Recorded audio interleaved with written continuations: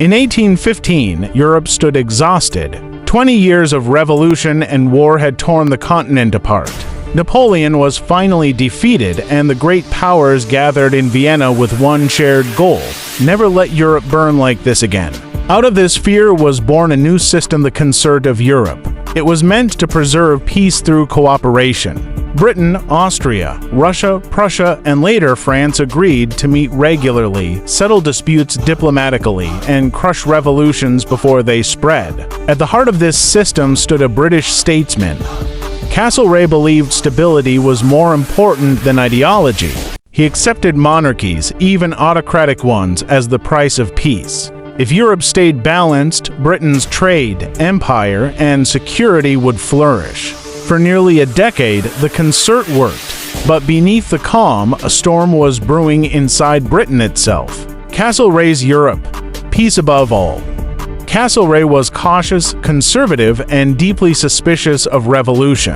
To him, popular uprisings meant chaos, war, and another Napoleon waiting to rise. So, when revolutions broke out in Spain, Italy, and Germany, he supported the idea, at least quietly, that the great powers could intervene to restore order, not because he loved repression, but because he feared instability.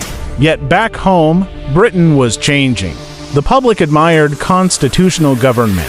Parliament was growing stronger. Newspapers attacked foreign despotism, and many Britons began to ask an uncomfortable question: why should Britain support tyrants abroad while calling itself a champion of liberty? That question would soon have a powerful voice. Enter George Canning. In 1822, tragedy struck. Castlereagh, exhausted and politically isolated, took his own life. His successor was George Canning, and with him came a completely different vision of Europe. Canning despised the Concert of Europe. He saw it as a club of emperors and kings, using collective power to crush national movements and suppress constitutional freedom.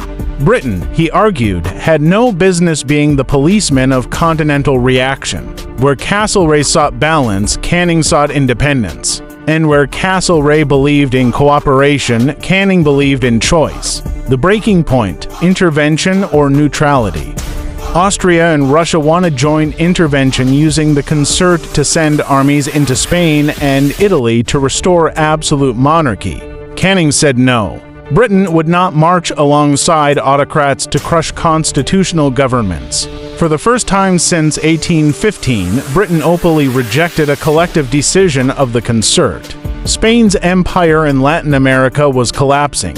Colonies were declaring independence, inspired by revolution but also by trade. The concert powers wanted to help Spain reclaim its colonies. Instead, Britain recognized the new Latin American states, opening vast new markets for British goods.